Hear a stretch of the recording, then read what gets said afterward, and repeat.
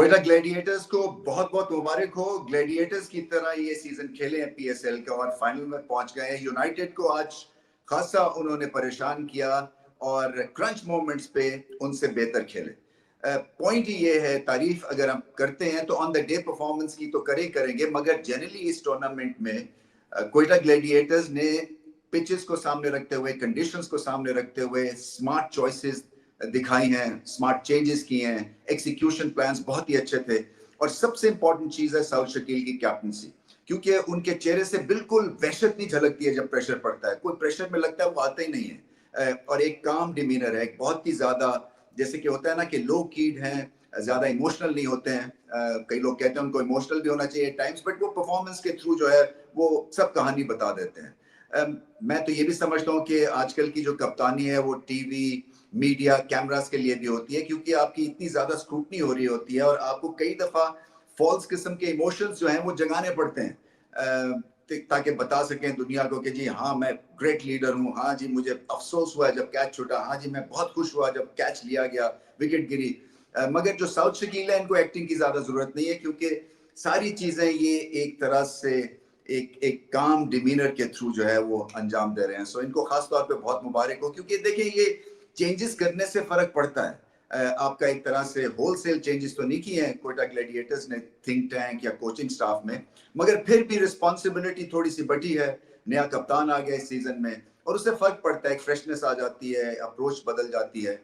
T20 में खैर luck की भी बड़ी जरूरत होती है, एनालिसिस तो खैर होते ही होते हैं, बट लक जो है, एक अच्छा कैच जैसे कि साउथ शकील ने किया शादाब खान का, वो एक तरह से मैसिव टर्निंग पॉइंट था, क्योंकि वहां पे अगर पार्टनरशिप लग जाती शादाब की और सलमान अली आगा की तो बहुत फर्क पड़ जाना था। मगर अच्छे पॉइंट्स तो मैंने आपको चंद अभी गिनवाए हैं, वो है टेक्निकल पॉइंट ऑफ व्यू से कि ग्लैडिएटर्स ने हर एरिना में बहुत अच्छा अपने आप को एडजस्ट किया। बट ऑन द डे बड़ी अच्छी परफॉर्मेंस थी आज। देखिए यूनाइटेड की टीम बहुत ही लाजवाब है, कोई पता नहीं है इन दोनों टीम्स का कहीं फाइनल ना आगे चल के हो। ये दो आपकी बेस्ट टीम्स हैं, इसलिए कि वापसी की इस्लामाबाद यूनाइटेड ने हारते हारते पिंडी में वो एक कमाल मैच वो जीते और नंबर 2 पोजीशन हासिल की, कराची से छीन ली। अब एक और मौका मिला उनको, और ओवरऑल जो है शादाब अच्छे कप्तान है, उनके पास रिसोर्सेज अच्छे हैं। बट जो देखने की बात यह है कि कोयटा ग्लैडिएटर्स ने जो है अपने हिसाब से क्रिकेट खेली, और सबसे इंपॉर्टेंट काम था कि टॉस जीत के क्या करना। पहले बैटिंग की, 105 या 7 पे 5 आउट, वहां से 210 रन करवा दिए यूनाइटेड ने, या इन्होंने किए इसलिए कि चंदीमल ने बहुत अच्छी इनिंग्स खेली। इसी तरह से जो कॉन्ट्रीब्यूशंस थी वो हर एक की तरफ से आई, और फहीम अशरफ का आज बहुत ही एक ग्रेट डे था। बैटिंग बहुत अच्छी की उन्होंने, बॉलिंग में 2 विकेट्स ली। ऑलराउंडर अगर आपका जो परफॉर्म करता है तो फिर वो दोनों जगह जो है कॉन्ट्रीब्यूशन से आपके प्रॉप अप हो जाते हैं चांसेस। जो टिम एलन है उन्होंने बहुत अच्छी ओपनिंग की, और उनसे क्या होता है कि वो 20-25 बॉलों में 40-50 रन देने करने वाले प्लेयर हैं। पिच बहुत अच्छी खेली, इसलिए कि इसमें सबके लिए कुछ ना कुछ था। स्पिनर्स के लिए भी तारिक ने बड़ी अच्छी बॉलिंग की, वो जो रुक के बॉल करते हैं। मैं समझता हूं कि अगर वो अपनी फील्डिंग ठीक कर ले तो पाकिस्तान की T20 टीम का हिस्सा बन सकते हैं, क्योंकि अनयूजुअल है वो। सो लो बाउंसी पिचेस के ऊपर उनका गेंद उस स्लिंगिंग एक्शन से तो ऊपर उठेगा ही नहीं, और जब बाउंस नहीं मिलेगा बैट्समैन को तो फिर वो चौके छक्के कैसे लगाएंगे। सिर्फ उनको फील्डिंग अपनी ठीक करनी है, क्योंकि उसमें बहुत ही अभी काम होने वाली बात है। तो इनके पास फिर अबरार भी है, सो स्पिन डिपार्टमेंट भी तगड़ा है, फास्ट बॉलिंग भी ठीक ठाक जा रही है। वसीम जूनियर बहुत अच्छी सिलेक्शन है, आज देखा उन्होंने रिवर्स स्विंग भी की, यॉर्कर कराने की कोशिश की। तो सारे जो एक तरह से बॉक्सेस है ना वो इन्होंने टिक किए हैं, और आगे चल के फिर अब यही देखना कि क्या ये फाइनल जीत सकेंगे या नहीं जीत सकेंगे, बट रिचली डिजर्व करते हैं फाइनल में आना। बहुत बड़ी परफॉर्मेंस आज देखने को मिली। यूनाइटेड के जो थे ना वो बिट्स एंड पीसेस में ठीक थे। एक तो जैसे मैंने कहा ना, वो एक जो 100 एक्स्ट्रा रन करवा दिए 5 विकेटें गिरने के बाद, वो एक इनको ले बैठा। फिर रन चेज में सलमान अली आगा को ये मैच फिनिश करके आना चाहिए था। जब आप 40-45 उस क्रिटिकल पोजीशन पे कर लेते हैं तो फिर ये मैच आपके हाथ से नहीं जाना चाहिए। और कई दफा मैं समझता हूँ जो हमारा लोकल टैलेंट है ऐसे टूर्नामेंट्स में, वो कुछ अरसे के लिए बहुत प्रॉमिसिंग इनिंग्स खेलते हैं, बट अगर आपको कहना कि जी ये एक मैच विनर है या ये दूसरा जो है ये बहुत अच्छी खेलेगा क्रंच मोमेंट्स पे, तो अभी तक उस तरह का एक आउट एंड आउट प्लेयर जो है बल्लेबाज नंबर 5, 6, 7 पे दिखने को नहीं मिला। Salman Ali Agha by the way most improved बल्लेबाज हैं, पिछले 1-1.5 साल में। बहुत अच्छी बैटिंग करते हैं, अकल के साथ खेलते हैं। आज इम्प्रोवाइजेशन भी देखी गई उनसे, बट मैच नहीं खत्म किया उन्होंने, और मैच खत्म करने की जरूरत है क्योंकि अब तो वो कप्तान भी अनाउंस हो गए हैं बांग्लादेश के अगेंस्ट।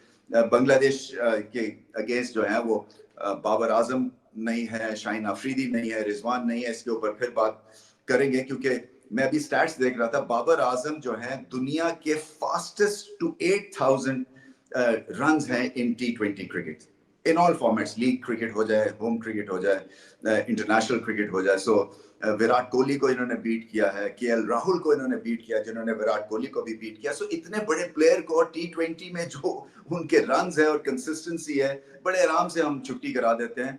सो थोड़ा सा ख्याल करना चाहिए क्योंकि बाबर आजम के साथ जो है ना पूरा उनकी एक फैन क्लब है, पाकिस्तान उनको देखना चाहता है, एस्थेटिक्स हैं। सो इस तरह से आराम से नहीं एक सुपरस्टार को आप बाहर बिठा दें कि चलें जी बांग्लादेश की सीरीज है तो हम नए लड़कों को ट्राई करेंगे। ऐसा नहीं होना चाहिए। आपके जो एक सुपरस्टार आपके पास है, आपकी एडवर्टाइजमेंट करेगा वो, और आपको फिर at the end of the day जीतने भी तो है ना मैचेस। तो ये मैच विनर, इनका सीजन बहुत अच्छा गया है HPL PSL में। इसी तरह से रिजवान ने बहुत अच्छी बैटिंग की है, और उनकी इफादियत जो है ना वो भी खत्म नहीं होनी चाहिए।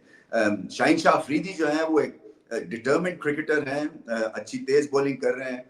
सो उनके ऊपर भी मेरे ख्याल से थोड़ी सी सोच विचार, ये नहीं होना चाहिए कि एक ब्लैंकेट सोच है कि ये 3 जो है हमने हटा के और नए प्लेयर्स खिलाने हैं क्योंकि बांग्लादेश आ रही है या हमें मूव फॉरवर्ड करना है, मॉडर्न डे हमें जीनियसेस चाहिए। उसमें टाइम लगेगा, वो आपका सिस्टम्स पीछे से ठीक होंगे तो मॉडर्न डे ग्रेट्स पैदा करेंगे। ये टॉप टियर पे ग्रेट प्लेयर्स नहीं पैदा हो सकते हैं, इसका प्रोसेस होता है। प्रोसेस अगर डिसजॉइंटेड होगा तो फिर आपको ग्रेटनेस टॉप लेवल पे भी नहीं मिलेगी। बट एनीवे, बात तो इस मैच की है, और मैच जो था वो यूनाइटेड के लिए टफ हो गया था।